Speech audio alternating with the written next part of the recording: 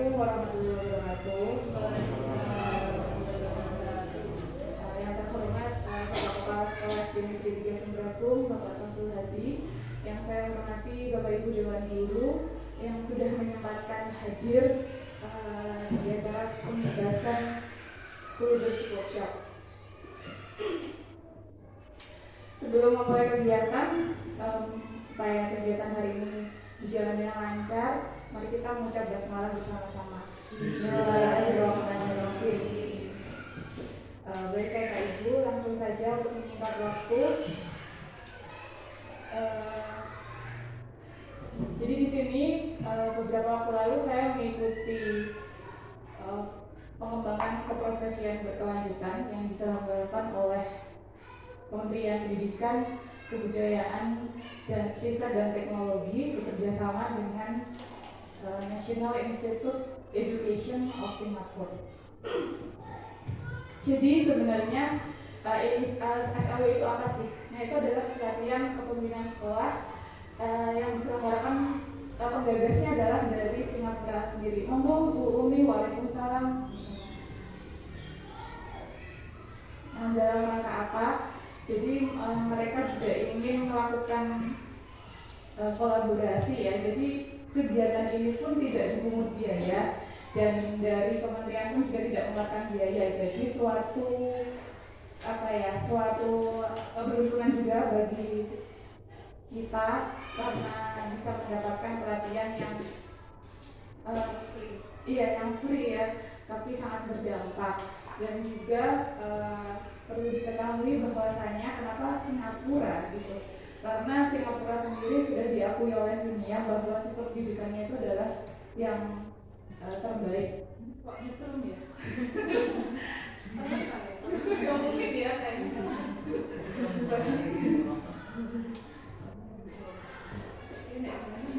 Ya betul. Ya ini afisi ya Kak.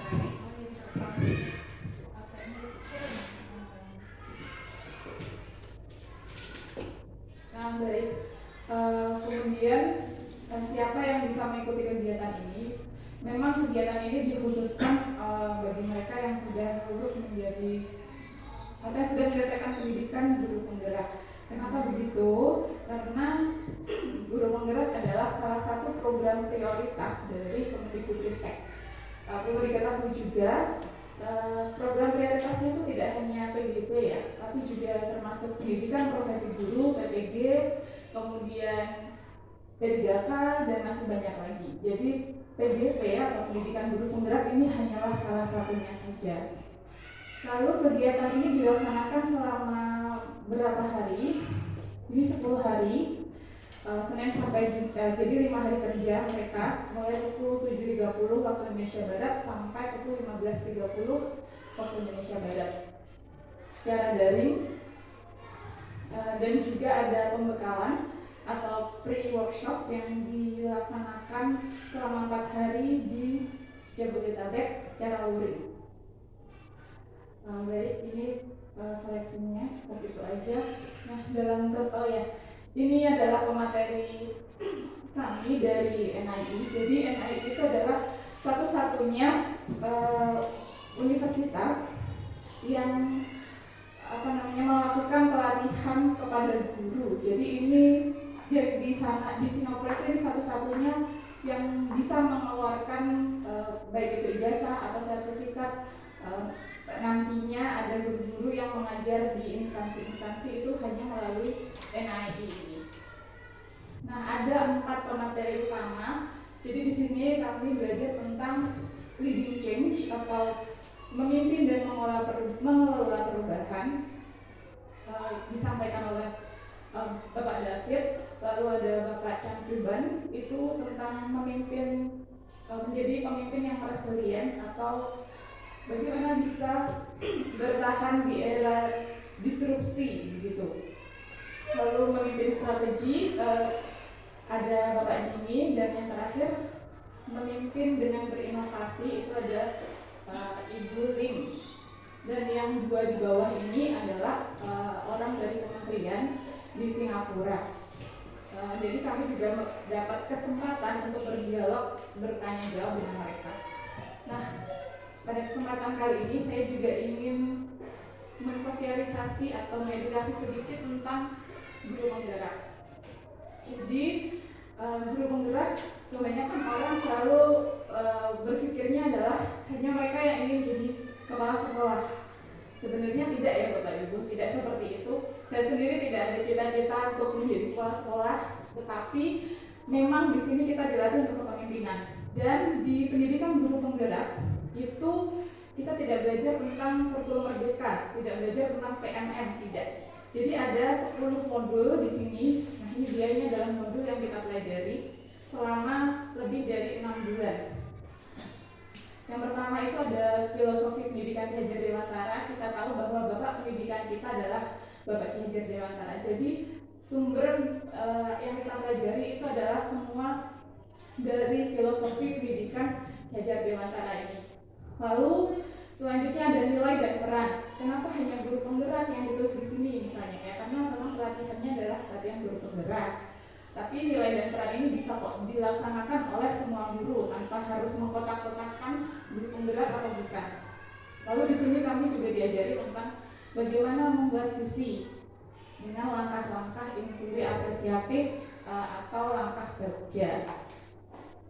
Selanjutnya ada budaya positif, di mana di sini kita diberi pendidikan untuk tidak lagi menjadi guru yang penghukum, pembuat rasa bersalah, tapi kita diajari untuk menjadi guru yang bisa memposisikan diri jadi teman, bisa memposisikan diri jadi pemantau, tapi yang lebih baik adalah memposisikan diri sebagai manajer. Mohon maaf saya hanya bisa menjelaskan sedikit saja karena ini kan pelatihannya lama ya, tidak mungkin saya jelaskan dalam waktu yang singkat. Dan selanjutnya ada pembelajaran berdiferensiasi. Seperti kita tahu bahwa pembelajaran berdiferensiasi ini adalah pembelajaran untuk memenuhi kebutuhan murid. Bisa dilihat dari minatnya, kemudian profil belajarnya, seperti itu. Monggo Bu Hera. Selanjutnya kita juga dibekali dengan kemampuan coaching untuk supervisi akademik. Saya yakin materi-materi ini beberapa tidak ada ketika kita di bangku kuliah. Jadi mengikuti pelatihan pendidikan guru penggerak ini sangat bermanfaat sekali karena kita jadi tahu ternyata ini loh yang namanya coaching itu seperti ini. Tujuannya untuk menggali potensi pada diri seorang guru juga seperti itu. Lalu ada pengambilan modul yang ke-8, pengambilan keputusan berbasis nilai-nilai kebajikan sebagai pemimpin. Nah, ini di sini kita juga belajar tentang dilema etika, kemudian bagaimana mengambil keputusan yang tentunya sesuai dan bisa memenuhi kebutuhan murid. Selanjutnya ada pemimpin dalam pengelolaan sumber daya atau berpikir berbasis aset. Nah, ini adalah salah satu modul yang menurut saya punya dampak besar karena jujur saja sebelumnya itu saya selalu minder dengan sekolah yang kecil dengan dana yang terbatas, gimana ya caranya bisa berkembang dan seperti sekolah-sekolah yang besar. Ternyata setelah memetakan aset yang ada di lingkungan sekolah, mulai dari aset manusia, aset sosial, aset politik, aset lingkungan fisik, aset alam, agama, budaya, dan aset finansial, ternyata bisa Bapak Ibu. Meskipun tentunya yang namanya melakukan perubahan itu tidak langsung berubah besoknya. Dan yang terakhir adalah pengelolaan program yang berdampak positif pada murid. Nah, di sini juga saya mendapatkan ilmu baru. Ternyata program yang baik itu tidak hanya program yang kita merasa idenya sudah baik, pasti anak-anak bisa. Ternyata tidak cukup itu saja, tapi bagaimana kita melibatkan anak mulai dari perencanaan, melibatkan anak waktu implementasi sampai evaluasinya. Bisa dibantu Bu Devi, bisa dibantu. Baik, sekarang kita masuk ke materi yang pertama. Nah, di sini saya mengangkat tema mengelola perubahan dengan berinovasi. Kenapa kita harus berubah? Tentunya kita tahu ya, kita itu sudah melakukan perubahan. Nah, dari situ saya mengambil mengelola gitu. Apalagi 2 tahun terakhir ini saya lihat memang saya mengamati juga sekolah-sekolah lain, khususnya sekolah negeri itu sudah banyak melakukan perubahan, baik dari segi inovasi pembelajaran, program sekolah, dan ada lagi yang lainnya. Nah, kita harus berubah karena yang pertama kita itu harus beradaptasi terhadap lingkungan yang berubah. Kita tahu bahwa lingkungan itu pasti akan ada perubahan. Suka tidak suka, mau tidak mau, perubahan itu pasti ada. Contoh misalnya seperti ini. Waktu 2019 akhir atau 2020 awal, COVID mulai masuk ke Indonesia. Itu adalah disrupsi atau gangguan yang tidak kita sangka-sangka.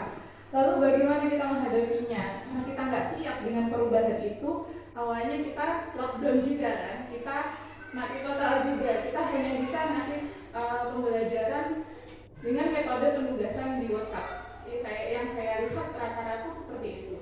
Tapi akhirnya kita juga bisa kan beradaptasi, kita disosialisasi oleh dinas cara memanfaatkan waktu itu Microsoft 365 ya kalau saya nggak salah. Bagaimana kita bisa menggunakan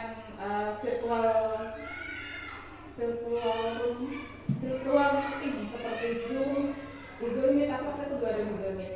Nah, itu juga yang akhirnya memaksa kita untuk beradaptasi. Contohnya seperti itu. Itu adalah contoh dari lingkungan yang berubah. Jadi kadang memang dari sesuatu yang nggak disangka-sangka. Kemudian mengapa? Yang kedua adalah karena untuk memfasilitasi pertumbuhan dan inovasi itu tadi. Tentunya dengan adanya lingkungan yang berubah, kebutuhan masyarakat pun juga turut berubah. Contoh misalnya, kalau dulu banyak zaman saya masih sekolah, itu masih banyak saya melihat ibu-ibu rumah tangga yang di rumah maksudnya. Jadi ya ada yang bekerja, ada yang stay di rumah. Tapi sekarang saya melihat semakin banyak ibu-ibu yang menjadi wanita karir gitu. Mereka bekerja. Ya wanita karir itu nggak harus bekerja di kantor sih. Jadi bisa juga karena kan zamannya online ya, bisa juga dia kantornya juga online seperti afiliator, nah seperti itu. Nah, lalu bagaimana hubungannya kaitannya dengan pendidikan bagaimana? Jadi kita sebagai sebuah lembaga pendidikan, ya kita caranya adalah memfasilitasi kebutuhan masyarakat sekitar itu. Maunya mereka bagaimana? Contoh karakteristik di sini, mereka lebih suka dalam bidang seni misalnya. Ya sudah berarti kita menambahkan misalnya program dalam bidang seni, atau mereka lebih suka sesuatu yang bersifat agamis misalnya, berarti kita perlu menambah program dalam bidang itu contohnya. Kemudian dalam situasi krisis, kemampuan untuk berubah menjadi sangat penting. Ini juga bersama ya seperti yang diulang tadi. Dan yang keempat adalah adaptasi pada teknologi. Nah, ini yang sedang gencar-gencarnya terjadi adalah sekarang eranya AI, AR ataupun VR. Nah, itu semua sebenarnya bisa dimanfaatkan di sekolah, tapi tentu kita juga harus menyesuaikan ya mana yang bisa dipraktikkan di sini. Ini di sini saya mengambil contoh rapat lembaga atau komunitas itu yang dulunya kita selalu harus ngopi darat, harus ketemu langsung. Sekarang kita bisa nih menghemat biaya, menghemat tenaga dengan cara bertemu di virtual room seperti Google Meet, seperti itu. Itu kan gratis juga.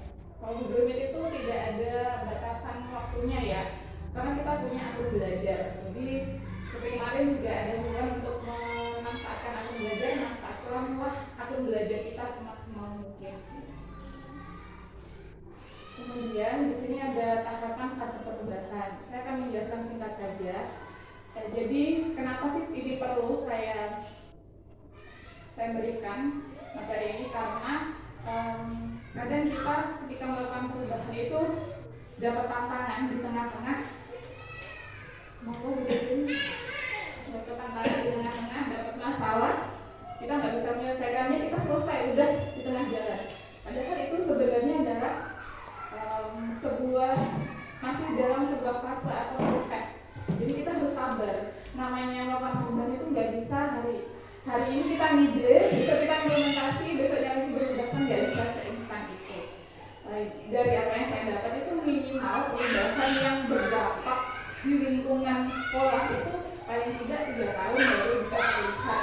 Karena kita harus bertahap gitu. Jadi fase yang pertama adalah fase adopsi, lalu fase implementasi, dan yang terakhir fase institusionalisasi atau di mana perubahan itu sudah menjadi budaya atau standar dalam lembaga tersebut. Nah, ini baru fase adopsi ini baru tahap awal perubahan akan dikenalkan. Yang berperan banyak di fase adopsi ini memang adalah pimpinan dari lembaga ya, karena nanti beliaulah yang akan membentuk tim kerja. Tim kerja ini mungkin tidak terlalu relate atau relevan untuk kita, karena misalkan dalam satu lembaga jumlahnya tidak lebih dari 20. Jadi bisa kesemuanya itu masuk ke dalam tim ini. Tapi pembuatan tim kerja itu akan relevan bagi mereka di jenjang SMP ataupun SMA. Kemudian kita juga harus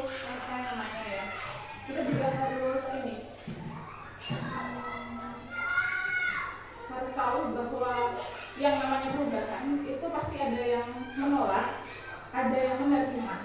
Jadi kalau ada penolakan itu adalah hal yang wajar. Lalu apa yang harus kita lakukan? Itu yang akan kita bahas nanti.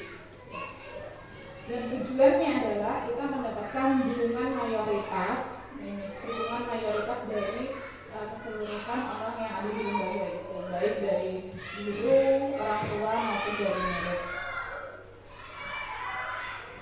Nah, ini bagaimana kita memilih program.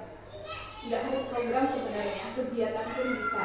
Kita harus mendasarkannya pada urgensi. Kalau memang hal tersebut itu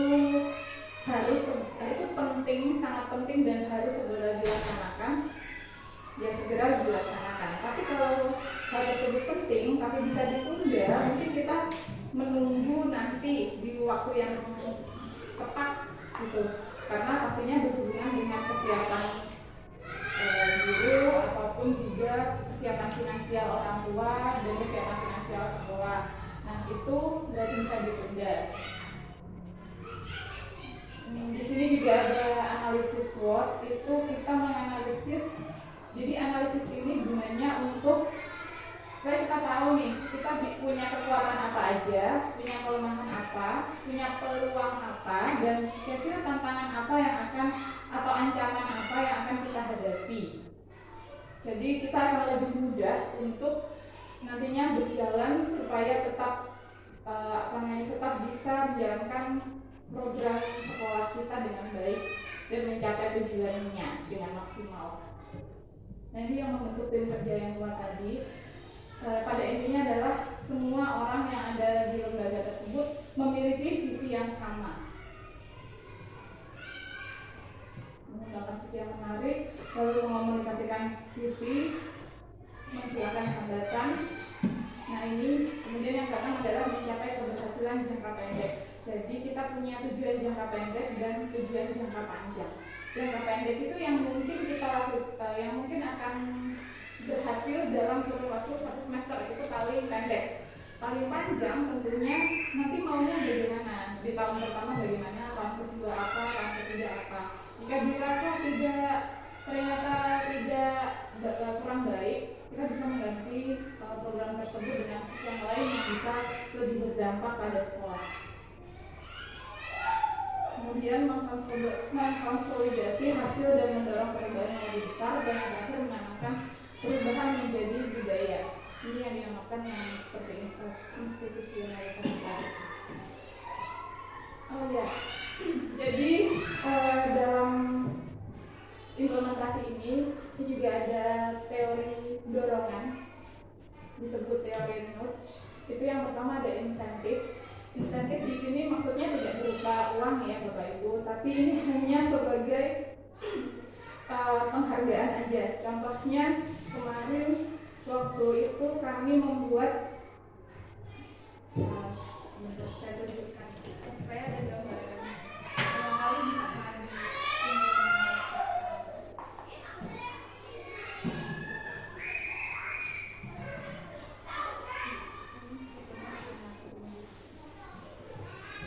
nah ini insentif. Ini contoh ya, jadi tidak semua yang tertulis di sini harus dilakukan. Yang pertama, karena program kami waktu itu kita hanya diberi waktu 30 menit, coba nanti diangkat apa gitu. Nah, judul programnya Akseru, itu singkatan dari Aksi Hidup Sehat Energi Raga Unggul. Nah, insentifnya ini di sini menjaga kesehatan dan kebugaran siswa karena didukung oleh pemberian nutrisi dan olahraga. Lalu bisa juga, yang ini agak mustahil tapi tetap kita masukkan. Melakukan perayaan dengan healing bersama jika dalam 3 bulan program sudah berjalan dengan